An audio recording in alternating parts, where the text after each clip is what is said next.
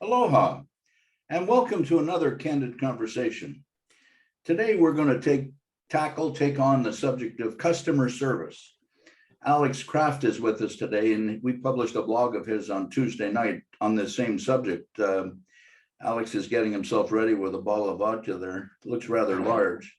But yeah, good day, Alex. How are you doing? Good day. This vodka is fantastic. You know, you touched a nerve with me with your blog, and I suspect you touched a nerve with just about anybody who buys something today. The supply chain is challenged. Having the right number of employees in place to serve customers, the marketplace, is being challenged. All of those things going on, I'm not sure that business knows how to respond to that. And the example that you gave kind of was intriguing. So I thought we should expand on a little bit and get more opinions. Everybody's got one. It's like a nose. Yours is better looking than mine. But why don't you tell us what you have been experiencing recently? Sure. In customer service terms. Sure. I pay very close attention to everyday experiences, and I wrote about it in the article, going to a restaurant, going to, the grocery store. I took my car in for a service literally yesterday. And I had already written, but it's amazing how employees that are customer facing can change the entire experience for a customer in their attitude, and then in the things that I wrote about. Like yesterday, I remember this guy. He's a valet driver for the dealership I come in. They have valet guys because they had a lot of cars coming in for service, and this guy has the best attitude. He showed me something with my keys the last time I was in there that I remembered. I don't have to give him all of my keys, because these little things, I have my office keys on my key ring, and one time I forgot when I left my key, and he's like, no, just press this button and it takes them apart and I can leave with my keys, little stuff like that. But just your entire, when the first person you meet going in somewhere has this attitude, and hey, great day, welcome back, and all, it just shapes your entire experience. And what caused me to write the article was I had a terrible experience with a big Fortune 500 company, and I just was sitting there throughout the course of the interaction. I'm like, I can't believe that this is how it's going to go with this super successful company. Every step of the way was, I had to make something happen. And then, no, sir, we can't just refund you the money. We have to, they were telling me all this jargon, it was my problem. They had to do gift cards, credit the gift cards, so then ring up a sale for the gift cards, so then put it back on my credit card. And I'm like, this is the worst customer service I've ever had. And I'm blown away by it. It's and then all these little things you notice. I was standing there for an hour, a couple hours. I had to go back multiple times. It's the way people answer the phone, you're at a customer service desk. How may I direct your call? And it's just I have to pass you off so quickly. There's no, let me understand and then figure it out. All these little pieces that make up the customer experience, and you just see it everywhere. It's kind of like water torture, Alex. It's been coming a long time. You and I have talked about in the past how customer loyalty is something that everybody kind of laments. Where did it go? And in response, we've also said, well, what have we done to encourage customer loyalty in the last 40 years? The first iteration that I remember was, here comes voicemail. And so I don't want to have somebody answer your phone. I'm going to direct you to voicemail right away. I had some dealers that actually played the 30-second commercial on every call because, wow, this is a great idea to get a message across to a customer. Mhm. Customer could care less about that. They're calling for a reason. Satisfy the reason. What do they want? Let's get it done. We've lost that. Yeah, and you touched on it too. That's something that I wanted to mention is that it's a difficult thing to break, but we have to break it. When something, when people talk about customer loyalty, it's always usually that first reaction is, well, it must be because of price. They must have got a better deal somewhere else, and we never, or very few people look inward first, and it's very difficult. And I've had to break my habit, and so especially with a new company, like we reached, in the course of the first 12, 18 months, you run into a wall so many times. And then the natural habit is, it can't be us. It can't be our product. And, you read enough, you're like, no, hey, we've got to come back to the drawing board. It's just not good enough yet. People don't see the value yet. It's not them, it's us. And, but when you do that, and then you make improvements, people notice, and then, oh, by the way, we started bringing in more customers. Yeah. And so it's a difficult thing, but you have to look inward first. You can't just be, oh, well, it's the customer. Yeah. The very first column I wrote for the AD back in the 90s, the headline of it, or the title of it, was, "Who are your heroes?" And to me, the people that are the heroes are the ones you call customer facing. I'm just going to say anybody who touches the customer, whether that's in receivables, anywhere, that person is the one that really cements the relationship that your dealership or your company has with the clients. And I was talking with my granddaughter the other day about Walmart. They have greeters. And she was bemoaning the fact that they weren't paid very well. They said, well, sweetie, they're retired. They're collecting Social Security. This is mad money for them. They only work a couple of hours a day. Right. And what purpose do you think that they perform? She says, well, I don't know. I do all my stuff online. So now we've got this shift, right? Sure. We're kind of a hybrid where there's a lot of places you have to go. But the internet world is providing an alternative, and that is without any interaction between the customer and whoever the supplier is. Sure. And that's dangerous. Yeah, it is.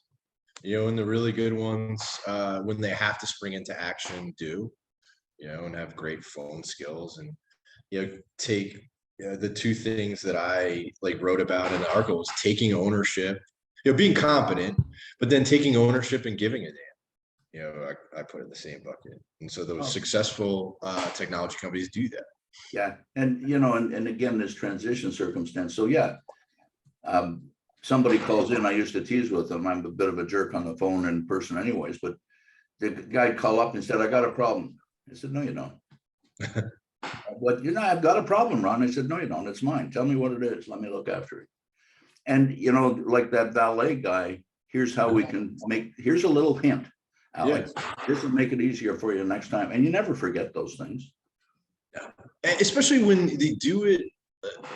We all encounter in different areas. Like there's nothing that's a bigger turnoff than you go in somewhere and you feel like the way the person's overwhelmed and they make you feel like you're bothering them or you're a nuisance to them. It's like, oh boy, that just shapes your entire experience. And that's what customer facing employees are so critical. And I don't know how much time we spend letting them know how critical they are, right? And training them. That's the nut right in the middle of the problem, isn't it? Mm-hmm. We're not paying enough attention to the employees that are the ones that matter to the customer. And it's the way that I carry. They're tools in a toolbox. They're not assets to the company. And that's the biggest failure. And that's part of this reshuffle, resignation, whatever the terminology is that people are using. We can't find enough people that are talented enough, number one. Number two, we're not doing anything to help those people get better along the way. Mm-hmm. So number three, the expectations that the employee has is, well, I'm going to do the job to the best to my ability, the way that I think it should be done, and I'll get my paycheck and I'll go home at 5 o'clock. And don't stand in front of the door at 5 because you'll get run over. Right? That's right. It's distressing, actually. You know, we ask people to have an assessment, a skills assessment. So the people that are touching the customer, those that are answering the telephone or greeting them when they walk in, or at an in-store merchandising kiosk, who helps them, who communicates with them on how best to communicate with the customer? I don't see anybody doing that anymore. No. I mean, it's a perfect role. That's what a manager is for, right? And it should be very simple. It should be, you know, treat these customers like you want to be treated at every different place that you go to in the course of your day. You go to lunch, everybody takes lunch, right? You go to lunch, how do you know, we all had great servers. What is the common theme with great servers at any restaurant you go to? It's like a great attitude, it's attentiveness, it's, you know, it's that. So picture how our customers walk in our building, give them that same type of experience. Don't be playing with your phone behind the counter. Yeah, we used to have a section in customer service training that we'd ask rhetorically everybody, okay, give me an example of terrific customer service you've received in your personal life. And, you know, people are forced to think about it. They haven't really thought about that much. And every now and again, somebody'd come back, my dentist, my hygienist, or my life insurance guy, or, you know, and it was struggles. And we'd have 20 or 30 people in the room, and we might get 3 or 4 good examples. Then I flipped it and said, okay, give me some bad experiences that you've had recently. The room lit up. Sure. Everybody was talking about it. And it's so darn common, yet we're not doing anything about it. Mm-hmm.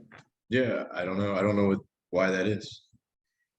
You know, one of the things that I struggled with is finding a definition of what's customer service. And the one that I came to was, it's the difference between the expectations that the customer has before the event and the perceptions about what the customer received after the event. Both of those things, Alex, are owned by the customer, yet we very rarely call them up or get an email out saying, how'd we do? There's a lot more companies doing that, but not nearly enough. Mm-hmm. If you don't know what the customer expects, how the heck can you satisfy it? That's right. And also, I do think, and I wrote about it a little bit, I think we all kind of know. Like, if you walk around your building, if you're connected to your company and you're not, you know, have blinders on, you don't talk to anybody, you just walk in and out. Like, when you walk around, like, you know, you can have an idea of how employees treat your customers. You know, you see your technicians like go out, you see how what their appearance is like, you see how, like, what they talk about when they're just, you know, bullshitting with their friend. Like, you can tell.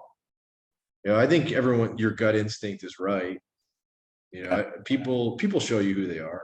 Yeah, they really do. You know, and Lou Holtz, years and years ago, coach of the Notre Dame football team, always, he had a film clip we used called Do Right. He said, do your best, do what's right, honor the golden rule. And the trick about doing your best, I don't know how often we actually strive for that. We might be getting a little bit complacent. You know, my granddaughters are Gen X. They've got a different view of the world than I do. And, you know, the other day, she's just starting her master's program and we're driving her someplace. And she said, you know, the world's not going to change until the boomers are all gone, Poppy. He says, you guys have got to get out of here so that we can start making the changes that are required. I'm a little worried about that. Well, to some degree, that's true, isn't it? Well, you're right. And so taking that a step further, in the industry, every single dealer repeats the same cliches over and over again. Well, I mean, what sets us, the reason why customers buy from us is our customer service. Hey, sales sells the first machine, customer support sells the second and third. It's all the same. It's okay. But what do you do? What do you do? Like, that provides great customer service? So then, there's a lacking of action, right? There's a lacking of, there's no meat on that bone. It's a lot of surface level stuff. Customer service isn't splitting the service invoice in half, crediting it. That's not customer service.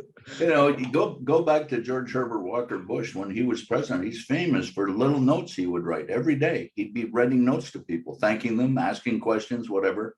We don't. I used to send thank you notes to people after they'd had a class, a Greek god, kind of like Socrates, and people would make the comment, geez, thanks. I got a card from you the other day. Haven't had one of those for a long time. Birthday cards. It's maybe it's a man-woman thing. Men maybe aren't that. Maybe that's not something that moves us, but it sure as heck should. Yeah, I think people respond to it. I think anything that shows effort, people respond to. I mean, I think that's what gets the reaction. Yeah, what I call showing that you care. Mhm. One of the things that I'm after a lot, obviously I'm in the product support world, but I want to find every part every day. And if I haven't found it after 48 hours, I want my boss to call you and say, hey, Alex, we're having a hard time getting that part. I just wanted you to know that we're working on it. Mm-hmm. And when we do that, the customer's kind of shocked. Mm-hmm. Or Dale Hanna at Foresight, who sends text messages for every activity in a work order process, so that the communication back and forth between the service department and the customer is facilitated. It's made easier. Mm-hmm. There are tools, there are things, there are people that are trying and are really good at these things, but the sore spots really stick out. Mm-hmm. They do. Why is Amazon so successful? Because it replaced non-functioning customer service activities. A bookstore, I don't mean to be demeaning the bookstores, but they never had the books in inventory that I needed. So I always had to wait. So I could go to Amazon. There was no differentiation. It was a customer service for me as a convenience to buy on the internet. And also, Amazon always exceeded what people thought was possible. Yeah. I mean, I remember a couple of years ago, and we're very bad at this in our house. We're not very good at planning ahead. I'll take a little bit of the grenade for my wife on that, but she ordered something on like Christmas Eve morning, and it got there like that night. Whoa. For the kids. I mean, whoa, like that's not like who would have thought that's possible? It's crazy. They changed everything, and they've changed customer expectations, especially like in this industry. What's interesting about that comment, just to take it to a different direction, here comes Amazon, and you had to pay freight, but they had a lower price. So the net effect of all of that is you were competitive to the bookstore, and it was a convenience issue. You could order at night, at home, wherever, whenever you wanted. But then here came Amazon Prime. And Amazon Prime just announced they're going to $139, and Disney just announced they were increasing their streaming rates. And here we go. But what they've done is they've provided enhanced services for that annual deal. It's almost like they've created a club. Mm-hmm. And you've got exclusive rights to certain things, like what you do with your salespeople getting text messages from people looking for equipment. That's a service nobody had before. Right. And yet it's not universally accepted yet, is it? Not yet. We're working on it. And I love the tone in your voice. Not yet. It's coming, Ron. Relax. It's coming. But it's slow. It's slow changing people's work habits, isn't it? It is. It is. Everyone. The typical response to something new is people perceive it as a threat, which I understand. it's just part of the deal. But you have to prove to people that you're solving a true pain. And that's why we've been successful with salespeople, is that they're the ones who have to do it every day, and we solve a true pain. You know, the hardest part for salespeople is prospecting. The hardest part, you know, once they're on a deal, that's not the hardest part. They're on it. You know, they know how to. They've done it 1,000 times. They know how to pitch the machine. They know how to sell their dealership. They know the customer most of the time. So that's not the hard part. The hard part is unearthing all the other prospects at the right time. That's the thing. Because you have to, you know, the old school method of driving your territory and cold calling, not only do you have to find them, but you have to find them at the right time when they're in the market for something. And so that's what, and as we got to more people, they understood that, you know, some people thought that in the early days that we were like a re-renter, or that we were a dealer in a way, or a broker, and that we had equipment. So they thought that, hey, we were competing over the same customers. I don't find that much anymore. Like, people understand exactly what we're doing, so that helps. So they don't see us as a threat that way. Some people still see us as a threat of, we're gonna take their existing business, or if we get a lot of business through your channel, then what do we do with our salesmen? It's like, no, we're an enhancement of your salesman. Like, we're not. Yeah, so that's what we continue to work on today. It's a valid point, though. You know, Sarah Hanks, who's one of our contributors, this past week we were talking about process mapping, and I said, well, how do you know? How do you penetrate? How do you get to a client to give you business? Mm-hmm. And she said, well, one of the things that I do is I ask people, what keeps you up at night? And, you know, so we went further on that. So we're looking for pain points. What are things that give you trouble? And we had a process I would go through called 5 things. Give me 5 things that you could do in your job that would make your life better as a person. Give me 5 things in your job that are a pain in the butt to do.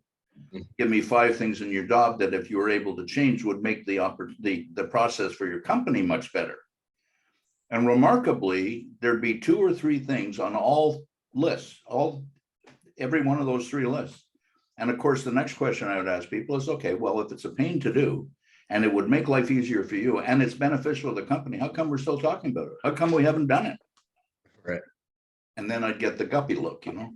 Well, it's so that pain point, and then take it to a different place. Winsby and Steve Clegg do data analytics, and they do similar things to you. What's the market potential?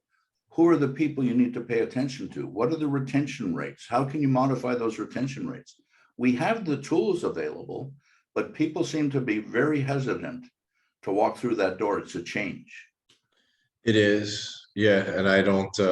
I got to figure out how to get more through that door. But yeah, it's the challenge. I don't know. Maybe they're paralyzed. Maybe I don't know. Well, the last 30 months since, let's call it January 1, 2020, with, you know, the early days of COVID. A lot of people have rethought their lives. A lot of people have rethought how they do things. And a lot of people are changing what their expectations are. Mm-hmm. And the customer service issue, I think, is going to take a more prominent role. Like that greeter at Walmart. If you know, when did they start that? 30 years ago. It's brilliant. The fact that you get text messages flying back and forth between people that want a machine and salesmen who can sell it. That's brilliant. Being able to identify the triggers, the purchase points, or to find in a discussion what keeps you up at night. There's not many people that we can talk to like that. That's another part of life that's interesting. Who wants to share what their difficulties are? Mm-hmm. Yeah, there's not a lot of question asking. Yeah. It's a lot of pitching. Yeah, you know, that's some of the things I've had to personally like relearn how to actually sell. Frankly, And I found some really good resources, and that's what it focuses on, is that number one, you have to ask those questions first, because you can't, like, the old school sales culture does not work today. Don't take no for an answer um, stuff. It just doesn't work, because you're not for every, right. And I think the old school culture was like, hey, don't take no for an answer. I can sell ice to an Eskimo. That all that bullshit. But like for example, for us, there's one role within it, probably pretty much every dealer. It's a key account manager.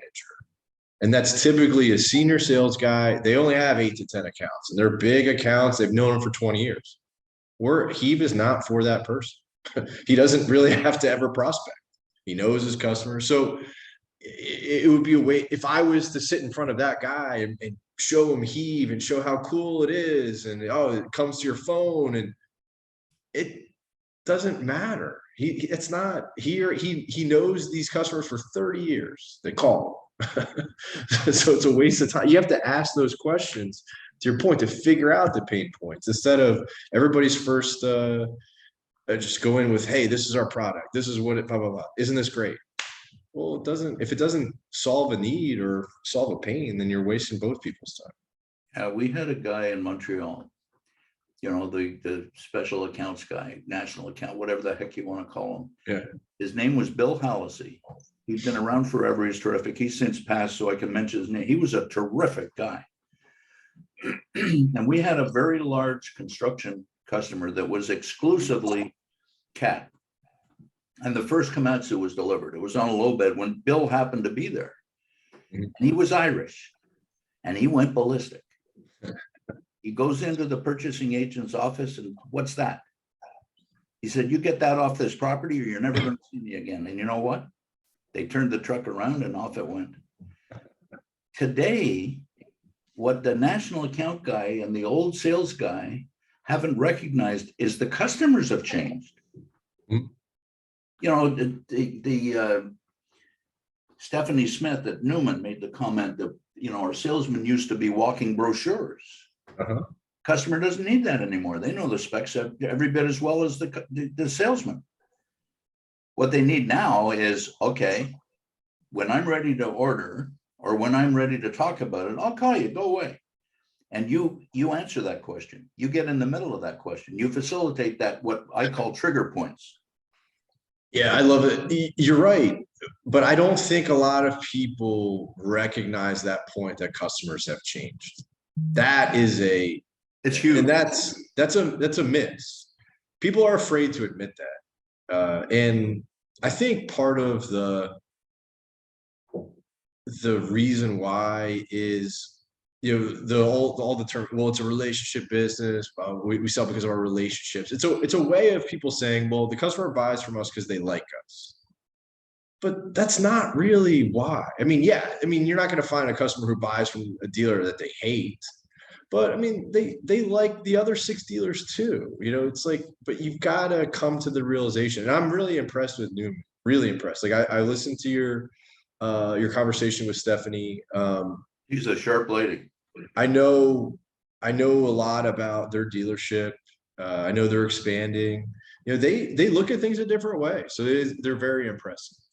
But yeah, it's critical to come to that realization that customers are different. Customers have different expectations today. Like a lot of there are plenty, and they're growing now more and more. Like, how many customers of a certain size have that like anti-fraternization policy? We don't want anyone taking us to lunch. And that used to be the salesman playbook. Take them to lunch, take them to dinner. How many companies, and there's, like I said, there's more where it's like, look, we don't want any appearance that this quote relationship steers our business decisions. Like, it is a different world. Yeah, it is. It really is. I've got 2 examples that are really current. One where I walked in, and one where I went over the internet. And with the supply chain issues, neither of the products that I ordered is available. What was originally anticipated has been missed, and there's new dates On the crew that I walked into, I have to initiate the questions.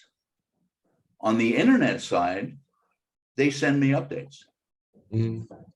And, it wouldn't take a whole heck of a lot for the walk-in business guy to give me a call and say, hey, Ron, just got notification it's going to be late by another 2 weeks. Wouldn't take anything to do that. Right. The internet guy does it automatically. It's really quite remarkable. So we've got a changing customer. It's not lunchtime or dinner time or drinks in the bar afterwards. Mhm. That's been coming to an end for a long time. I had a product support salesman in Portland years ago who was a lady. And I had the customer's wife call me and say, you got to get that salesperson off my account because she's with my husband in the bar after work. Well, if it was a guy, it's okay, right? So the customer has changed. And on the large account, something else that seems to be happening, which is interesting, and maybe you can comment on this. The transaction price on machines, the larger machines, is almost more now than the dealer capability by itself. So the dealer and the manufacturer are being used by the large customers more as a combined tool, financing the customer's business. Explain to me a little. Granite, Kiewitz, the big guys, they're doing that a lot more. Explain to me what you mean by that. A guy's going to buy 50 machines. Mm-hmm. They learned from the rental companies, where the rental companies would go to the manufacturer, the OEM, and say, I want to buy 50 machines. What's your best price? Mm-hmm. And then they talk about taking away warranty, blah, blah, blah, different things. Now the large customers are doing that to the dealers. I want to buy 20 machines in the next 24 months. I need financing on it. You're I right. want to lease it. I want to, different things. And all of a sudden I don't have enough capability. I have to go to the OEM and will you help me? So now we're starting to share the gross profit on the equipment between the OEM and the dealer. The dealer's making less, obviously. Customers Absolutely. happy. So, the small guy, one piece, the large guy, another piece, the business channel, walk-in versus internet, maybe it's just too much for people to come to grips with. But people like Newman have identified it and they're dealing with it and they're growing fast as blazes. Mm-hmm. It's wonderful. Yeah, absolutely. Because their customer behavior has changed. Like I think to your point, you see customers of a certain size, they really do project out much further, I think. And I think maybe part of it is the technology of the machine. So they're able to better get a handle on like when to replace equipment. So they're always planning out. And they're leveraging that purchase volume. So they're saying, hey, every February after the Ritchie auction, we're going to buy 50 machines, and they cycle out and they get great price because every dealer wants a piece of that business, that volume. You're right. It's remarkable. The other thing that's kind of intriguing to me is that we've got a group of customers that are ours. They're the Volvo dealers or the Cat dealers or the Komatsu dealers, and that's us. And we got salesmen, we got this market coverage and everything else. But we don't have a salesman that goes outside, goes to talk to the customers that don't have anything that we sell. Why is that? This one drives me crazy. Ditto. Because we want to talk to we want to talk to the people who like us. Yeah. Isn't it true? It's a human nature thing, isn't it? I'll give you a good example. We had a couple really good examples of this where I used to be. And so like we had a salesman who was a good salesman, and he had a customer who it's on the face of the customer, it was a very small customer, buy 2 machines a year, probably owned 10 in his fleet, like a utility contractor. They had been doing business with our dealership for 15 years, 20 years. And I remember having these conversations with this salesperson who I respect a ton, like him a lot. Like I said, really good salesperson. And I would say to him, like, hey, such and such is that customer. Like, why don't there's 40 of those other guys. Why don't you go get their 2 machines a year too? You know, because he would literally call on that customer 2 to 3 times a week. And I'm like, well, you're putting in all this time there. We've had that business, but he's going there because they like him. It's hard to go to the other 40 and to get a no. Oh, It's hard to start building that relationship again. It drives me crazy. And if you asked him to like rank his customers, he would rank that 2 machine buyer higher than some that buy 50 machines a year, but he only gets 1. You know, it's funny how our mind works. I back in university, I sold encyclopedias for a while, the door-to-door deal. I did a lot of things in my life, but the getting no all the time, getting doors slammed in your face, it's a psyche thing. A lot of sales managers, they have to be psychologists, because the guy I get no'd out this week. I didn't get anything positive all week. Get up and go do it tomorrow. It's tough to do. Yeah, starting a new company, you get a lot of no's. You become numb to it. Yeah, it hurts you for a while. No doubt. The other thing in starting a new company is you're very lonely. You don't have the same social interactions. You got to build new networks. 100%. And all of that is interesting. But it's almost like we have, and I believe this is true, we've got 2 different types of personalities. One that will handle the cold calls, creating new accounts, the pure prospecting, and the other guys that manage the accounts and retain the accounts and build the relationship. The prospecting guys, I don't see many dealerships having. And you know, I always, when I'm talking to clients, new ones or old ones, guys that I've had for a long time, why don't you do that? Why don't you have somebody? It's only going to be $150,000 as a test. Try it for a year. Mm-hmm. Oh, well. And then on the managing the territory, exactly what you say. What's the relative value of that customer? Mm-hmm. And how do you manage your time to give you the most effective return on that investment, your time with the people? It's not a guy that buys 2 machines a year, but I want to look after him. Yeah, I find a lot of dealers now have inside teams. I don't know if you've seen the same thing and how new that is, but yeah, because to your point, there's not a lot of prospecting sales reps today. And so where I see the dealers handling that is by hiring a lot of inside reps. What they do is they come in, they're young, they're new in the business, and they call through Salesforce. Anybody who's got an open account with that dealer, and they try to find somebody who's at the right time in the market. So we've had some success there because we're actually giving them somebody who is in the market. Right. I call that dialing for dollars. Exactly. That's what a lot of dealers do now.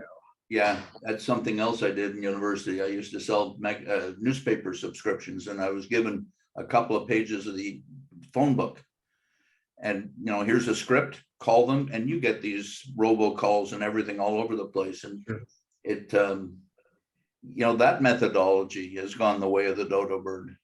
If you don't, you know, I'm off those, I've got blockers out all over the place. You know, the technology is such that if I ask for a person's name, if he's not in my directory, and, you know, I can hear it before I answer the phone. I mean, we've got all kinds of filters now. And customers and salespeople, well, let's change that. Selling organizations and buying organizations have got to come to a new compact. It's a new world. It is. And it's not homogeneous. It's not one size fits all by a long shot. No, it's not. Where that process breaks too every time is that there has to be a handoff. So that inside rep who's dialing for dollars, let's say you find somebody and that customer's like, yeah, I'm interested in a wheel loader. Okay, but can you help me? Oh, no, I can't help you. Let me give you a word. But Bobby will help you. Okay, and then you hang up, and then that inside guy has to like log it into the CRM, and then it goes to Bobby, who doesn't care about it. He didn't, and sometimes he doesn't even get it. Sometimes he doesn't get the lead. So that's how, like in the current form, it always breaks when the person who actually has the customer on the phone can't help them. It breaks 100% of the time. We seem to be comfortable with the level of business and the level of profit, the level of income that we have. Yes. And we just want to hold on to those customers. And if we feel threatened, we lower our price. Yeah, it's kind of remarkable, isn't it? It is. It is. I haven't changed my price since the early 1990s.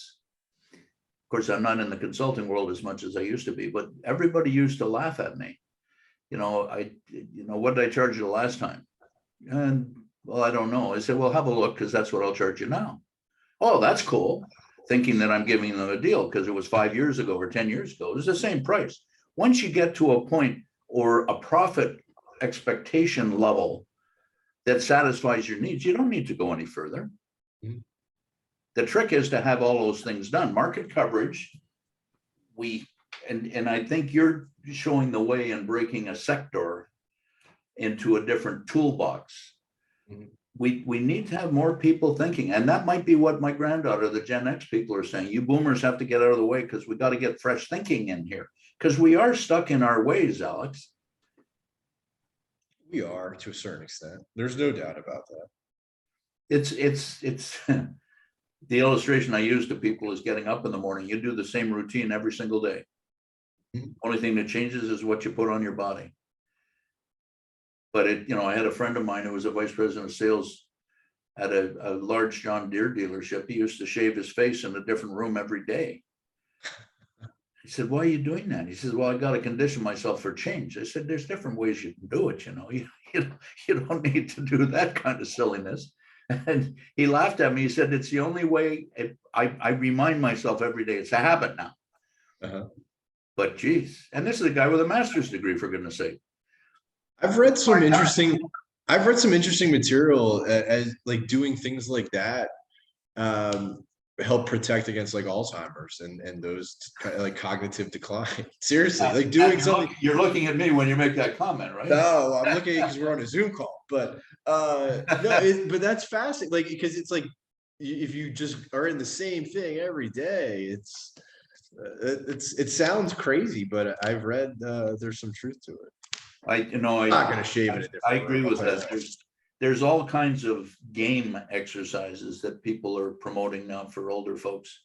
I do a series. My wife and I both. We do a series of games every day, and some of them we do the same game, and it's kind of fun. It's like who gets it done quickest, or geez, I didn't get that. Oh, really? Do you want me to show you? No, go away. But it's the same thing with a salesman and selling machines.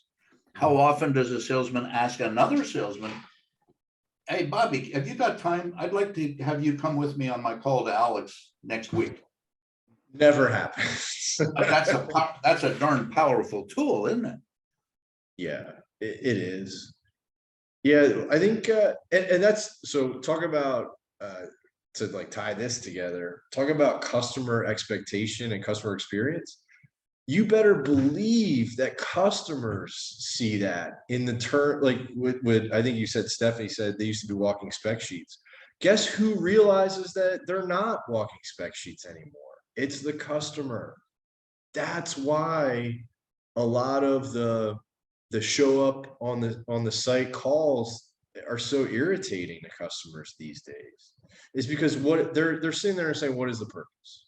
Yeah. That's the fundamental truth, isn't it? What's the purpose of every call? You better have a purpose for every call. And traveling, I used to evaluate salesmen years ago, and traveling with salesmen, what are we going to do here? I just want to drop in. That's nuts. Now, if I'm selling encyclopedias, I go to a street, I go door to door to door to door to door. And I would be knocking on a lot of doors. There's a single person, there's a childless couple, So it's a lot of wasted time, and they haven't done it any different, except, guess what? There's no longer encyclopedias that are books in people's homes. It's Wikipedia on the internet. Wikipedia just single-handedly destroyed that.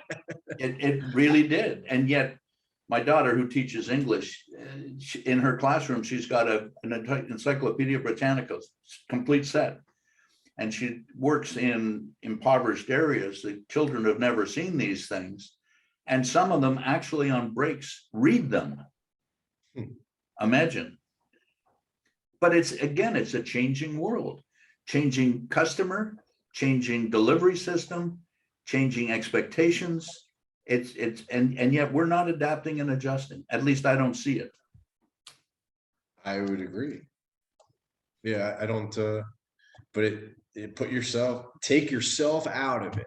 Yes, the customer likes you, but if you were the customer, would you want somebody just showing up? And that's it. It's not just you. It's also the deer guy. It's also the United Rentals guy. It's also the cat guy. It's also the Komatsu guy. It's also, so I remember when we first started Heave, just talking to a couple of contractors who were friends of mine. And like he's like, I have 35 different vendors who call me. And stupid me, I thought it was just like us and the cat. Well, but it's true. Like, think of that. Think of if you were the customer. Like, a lot of this can be solved, and you can develop a roadmap if you just start with that question. If I was a customer of this dealership, if I was in this role, what would I want? How would I want to be treated? How would I want to interact? What do I need the salesman for? What do I need the parts person for? What do I need the PSSR for? What do I need? Develop a roadmap that way. Yeah, the question cycle really should start with, what would you like me to do for you to make your job easier? Just have that as a bold question. And then let the customer talk at you. And that starts an engagement. Many customers, you go to their job sites now or to their offices, and you're going to see vendors only on Tuesday. Vendors have to have an appointment.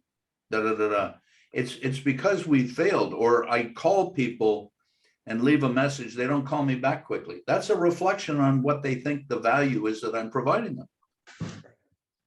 Shift gears a second and talk about a complaint. Something doesn't work the way it's supposed to. Something went wrong. How do we handle those things? How do we resolve those things? Mm-hmm. The illustration of a walk-in business and the internet business responding to me on a disruption in the supply chain shouldn't be a difference. I'm a customer. It's a transaction. Should not be a difference, yet it is. Yeah, in theory, the in-person should be the better one because they've met you personally. Like I think some of this work from home stuff, you lose this. I've had this similar experience where my interactions with salespeople were different once I met them. Once I went up to their environment, rode with them for a day. And so in theory, you being at that place of business, they should feel more of the onus to provide you a better service, right? You're a real person to them. It's personal. It's personal. It's a reflection on who you are as a person, not an employee, just who you are as a person. A lot of organizations, larger ones, mind you, have an office of complaints that's tied to the president's office. It's kind of interesting because the president's, the leadership, let me call it, in a business doesn't hear what's going on. Too many of them are insulated, aren't they, from the truth of the business. That's another aspect of this customer service thing that's falling apart. Yeah, that's why I was saying before, if you're connected, if you're a high level executive, if you really try to be connected to, you can tell, because you can't, anything that gets to you, information has been filtered 5 times.